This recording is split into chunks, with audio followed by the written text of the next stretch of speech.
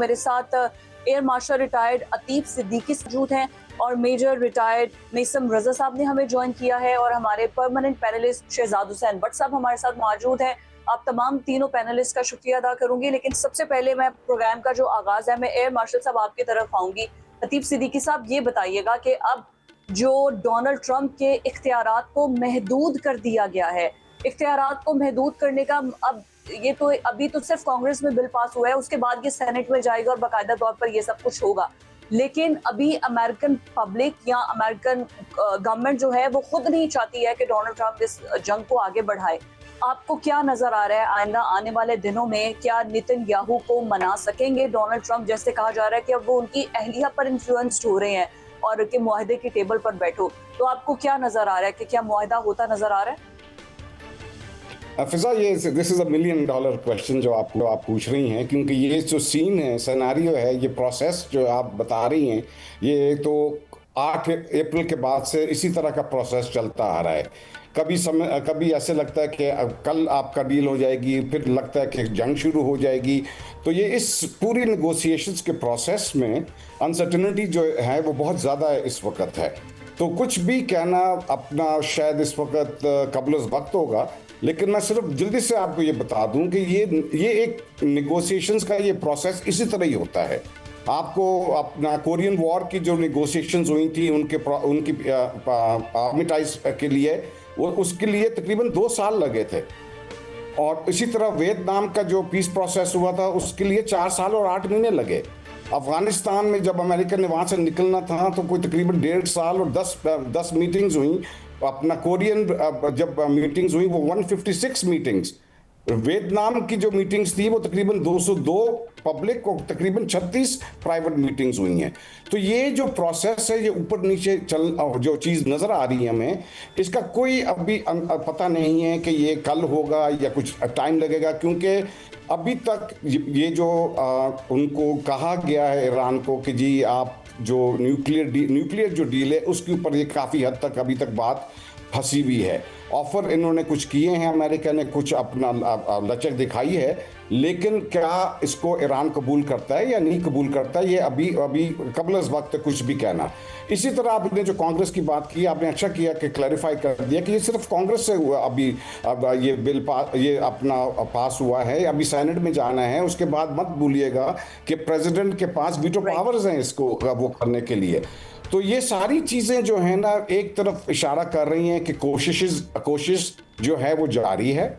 और क्या कहते हैं, फील्ड मार्शल आसिम मुनीर साहब दिन रात लगे हुए हैं कि किसी ना किसी तरीके से इसका हल निकला है, क्योंकि उन जंगों में शायद दुनिया में इकोनॉमिक प्रेशर नहीं था कोई। इस जो स्टेलमेट हुआ इस वक्त, स्ट्रेट ऑफ हार्मूज बंद किया हुआ है, ब्लॉकेड हुआ है, तो जो एनर्जी क्राइसिस हैं, जो इन्फ्लेशन की क्राइसिस हैं, वो सारी की सारी बढ़ती चली जा रही हैं। और ये डोनाल्ड ट्रंप ने कई दफ़ा कहा कि उसको इस चीज़ की परवाह नहीं है, ये ठीक हो जाएगा, उसको अपनी कॉन्स्टिट्यूएंसी की परवाह नहीं है, उसको मिड टर्म इलेक्शन की परवाह नहीं है। तो कितना को वो सीरियस है, क्योंकि उसकी हर सेंटेंस जो है ना वो अगले सेंटेंस से मुख्तलिफ होता है। तो लिहाजा हमें ज़रा थोड़ा सा बुधवारी से इसको देखना पड़ेगा, इसको सोचना पड़ेगा। 3 पॉसिबल सिनेरियोज हैं। हो सकता है कि एक लिमिटेड इंटरम डील हो जाए, हो सकता है कि ये इसी तरह से मैनेज स्टेलमेट की तरह चलता रहेगा कि जी ब्लॉकेड भी चल रहा है, नेगोशिएशंस भी कोशिश कर रही हैं, कौन पहले अपना डील को या अपना स्पेस देगा, ये देखने की बात है। और तीसरा सिनेरियो तो बिल्कुल ही डिजास्टर है कि भाई ये कि टोटली कोलैप्स ना हो जाए और एस्केलेशन की तरफ चला जाए। तो इन सब चीजों की तरफ मैं मेसम रजा साहब की तरफ, आप बिल्कुल ठीक कह रहे हैं। पाकिस्तान की डिप्लोमेसी के लिए हमें कलेक्टिव एफर्ट्स जो की जा रही हैं, मेसम रजा साहब मैं यही से जो है वो गुफ्तगू को आगे बढ़ाऊंगी। जिस तरीके से अतीफ सिद्दीकी साहब ने सारी गुफ्तगू की है, अभी आपको क्या नजर आ रहा है कि जिस तरीके से इन्फ्लुएंस्ड किया जा रहा है, ट्रंप के जंगी इख्तियारात को कम किया गया है, अब वो ट्रंप हर सूरत चाहते हैं कि नेतन्याहू जो है वो ये डील कर ले। कभी अहलिया के जरिए इनको इन्फ्लुएंस किया जा रहा है। अरब मीडिया ये दावा कर रहा है कि धमकी भी दी गई है डोनाल्ड ट्रंप की जानिब से नेतन्याहू को। टेबल पर तमाम चीजें मौजूद हैं। मिड टर्म इलेक्शन से पहले डोनाल्ड ट्रंप का ये डील साइन करना बहुत ज्यादा जरूरी है। आइंदा आने वाले दिनों में आप क्या सूरत हाल देख रहे हैं? ये वॉर की दोबारा शुरू तो नहीं हो सकती, पाकिस्तान का शुक्रिया अदा करना चाहिए इन्हें, बट स्टिल आगे क्या इस सूरत हाल हो सकती है इसकी? जी बिल्कुल, इस वक्त जो आपका सवाल है, शायद मेरा ख्याल है पूरी दुनिया में जो लोग जियो पॉलिटिक्स के ऊपर एक नज़र रखना चाहते हैं और नॉलेज लेना चाहते हैं, शायद 90% लोगों का इस वक्त यही सवाल है कि आगे क्या होने जा रहा है। देखें, इस वक्त जो इस वक्त आपको सामने चीज़ें नज़र आ रही हैं, जिस तरह डोनाल्ड ट्रंप साहब की फ़ोन कॉल भी जो लीक हुई, जो उन्होंने नेतन्याहू के साथ बात कर रहे थे, उसके बाद जो अभी आपने एक रेफरेंस दिया कि नेतन्याहू साहब ने जो सारा जो प्रेसिडेंट ट्रंप ने सारा नेतन्याहू से भी बात की है और उनको एक बल्कि न सिर्फ धमकियां दी हैं बल्कि उनको एक पैकेज भी डील ऑफ़र की है कि अगर तुम लोग अब इस वक्त इज़राइल से एग्ज़िट कर जाओ, क्योंकि अगर इलेक्शन में दोबारा गए तो इलेक्शन तुम लोग हार जाओगे, और अगर तुम लोग इलेक्शन हार जाओगे तो न सिर्फ तुम लोगों को जेल होगी बल्कि तुम्हारे सारे एसेट्स भी जो हैं वो कब्ज़े में ले लिए जाएंगे। तो अगर अब तुम लोग इस वक्त जंगबंदी करके एग्ज़िट कर जाओ तो अमेरिका तुम लोगों को होस्ट करने के लिए तैयार है और मैं तुम लोगों के लिए वो पैकेज डील दे दूंगा। अगर तुम लोगों ने न किया तो जो इवन प्रेसिडेंट ट्रंप साहब ने सारा को यहाँ तक कहा कि जो तुम्हारा बेटा शायर है वो उसको अगर मैंने आज निकाल दिया अमेरिका से तो पूरी दुनिया में कोई ऐसा मुल्क नहीं है जो उसको पनाह देगा, और अमेरिका ने अगर तुम्हारे पीछे से हाथ उठा लिया तो तुम लोग एक दिन सरवाइव नहीं कर सकते होगे और तुम लोग फिर जेल में जाओगे। ये सारी सिचुएशन के बाद बहुत सारी चीज़ें जो हैं अब वाज़िया खुल के सामने आ गई हैं कि अमेरिका की डीप स्टेट, अमेरिका की जो पॉलिटिकल गवर्नमेंट है, डिप्लोमेट्स हैं, वो हर सूरत इस वक्त मिडल ईस्ट में जंगबंदी चाहते हैं। और जंगबंदी क्यों चाहते हैं? जंगबंदी चाहते हैं वो मिड टर्म इलेक्शंस के लिए। अमेरिका के पास अब इलेक्शन में जाने के लिए और वापस प्रेजेंट रजीम को पॉपुलैरिटी लेने के लिए एक बहुत बड़ा नैरेटिव चाहिए, और वो नैरेटिव जंग की कंटिन्यूटी में उनको नहीं मिलता। जी, आप बिल्कुल ठीक बात कर रहे हैं, एब्सोल्युटली। लेकिन मैं बट साहब आपकी तरफ आऊंगी, यहीं से आगे गुफ्तगू को आगे कंटिन्यूटी करते हुए। अब ऑलमोस्ट अब तो हम वॉर को जितना डिस्कस कर चुके हैं थिंक टैंक में, तो हमें पता चल गया है कि भाई क्या क्या वॉर की सिचुएशन चल रही है। बट अभी जो करंट डेवलपमेंट्स हो रही हैं, फैसल वाडा का स्टेटमेंट आपके सामने है, फील्ड मार्शल को जिस तरीके से अप्रिशिएट किया जा रहा है, उन्होंने कहा कि वो खुद बाकायदा अपनी निगरानी में ड्राफ्टिंग तैयार कर रहे हैं। ये एक बड़ा अच्छा हाईलाइट एक चीज़ है। लेकिन लेबनान के बगैर ईरान कभी भी आगे मुआहदे के लिए मानेगा नहीं, और अभी कुवैत के ऊपर जो अटैक हुए हैं, अभी सिचुएशन ड्राफ्टिंग में भी है, टेबल टॉक भी चल रहा है और अटैक्स भी चल रहे हैं। तो आपको क्या लग रहा है कि अभी जो लेटेस्ट डेवलपमेंट्स हो रही हैं इसमें फील्ड मार्शल के कंट्रोल में है अभी तमाम चीज़ें? देखें काबिल एहतराम फिजा रियाज साहबा, इस वक्त अमेरिका और ईरान के मुज़ाकरात जो हैं वो आखिरी मराहिल में दाखिल हो रहे हैं, और दूसरी तरफ इसराइल को अपनी पड़ गई है, इसराइल को अपनी मौत नज़र आना शुरू हो चुकी है। असल में बात यह है कि मशरक़ वस्ता में एक ताकत जो है वो जन्म ले रही है, और पाकिस्तान वाकई इस सफारती महाज पर डे बाय डे आगे बढ़ता जा रहा है। रही बात इस वक्त जो मौजूदा हालात हैं उसमें फौरी तौर पर मुझे जंगबंदी, ये वेट एंड सी की पॉलिसी दोनों इख्तियार कर रहे हैं, अमेरिका भी और ईरान भी। लेकिन जो आपने बात की है ये बहुत अहम बात है, ये फैसल वावडा साहब ने इस वक्त कही है। पाकिस्तान में सबसे बड़ी खबर इस वक्त ये चल रही है। तो हमारे साथ एयर मार्शल अतीब सिद्दीकी साहब मौजूद हैं और ये हमें बहुत ज़्यादा, हमसे ज़्यादा बेहतर समझते हैं।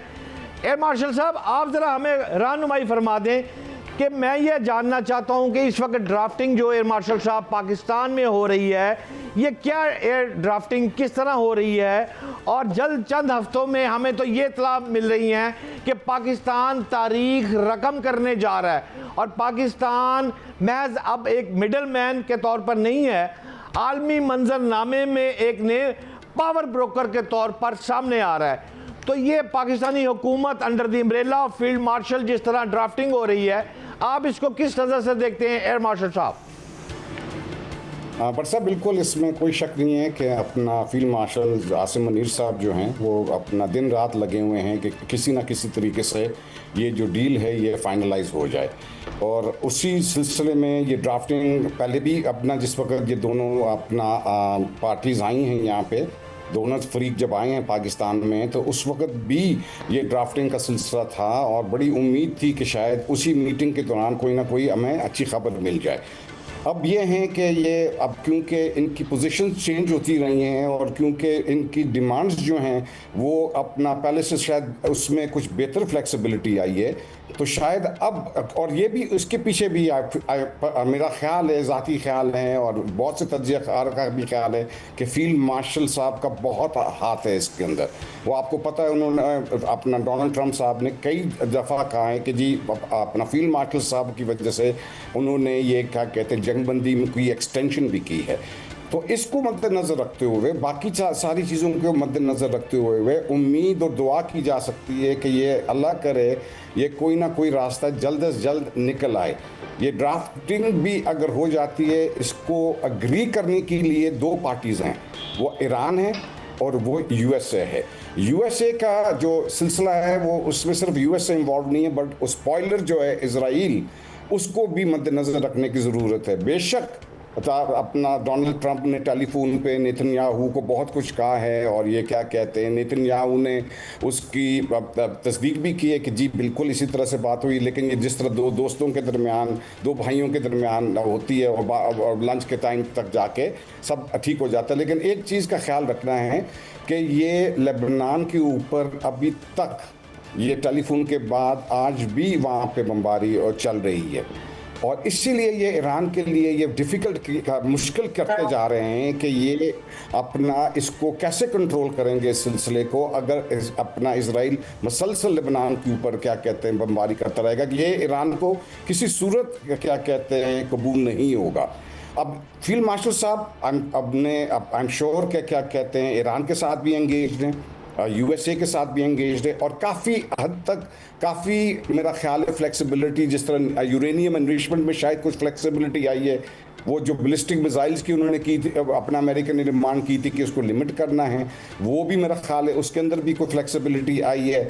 जो सैंक्शंस का रिलीफ है शायद उसके अंदर भी कुछ फ्लेक्सिबिलिटी वगैरह आई है। लेकिन ये सब जिस तरह कह रहे हैं कि अगले चंद दिनों में, अगले चंद हफ्तों में ये सब चीज़ें वाज़ह होनी शुरू हो जाएंगी। अब ये है कि कॉन्फिडेंस बिल्डिंग मेजर्स के तौर पे किसने पहला कदम उठाना है, क्या स्ट्रेट ऑफ हार्मूज को पहले खोलना है, ब्लॉकेड को रिलैक्स करना है। ये जब तक ये कुछ इस तरह की कॉन्फिडेंस बिल्डिंग मेजर्स अपना प्रैक्टिकली नज़र नहीं आनी शुरू होंगी तो ये ऐसा लगता है कि ये इतना आसान नहीं है अभी भी। तो उम्मीद है, दुआ है और ये फील्ड मार्शल साहब की जो एफर्ट है अल्लाह ताला उनको कामयाब करे। बहुत उन्होंने इसके अंदर अपना मेहनत की है और सारी कौम दुआ गो है, सारी दुनिया इस चीज़ की मुंतज़र है कि किसी ना किसी तरीके से इनकी कोई डील और एग्रीमेंट हो जाए। बिल्कुल ठीक।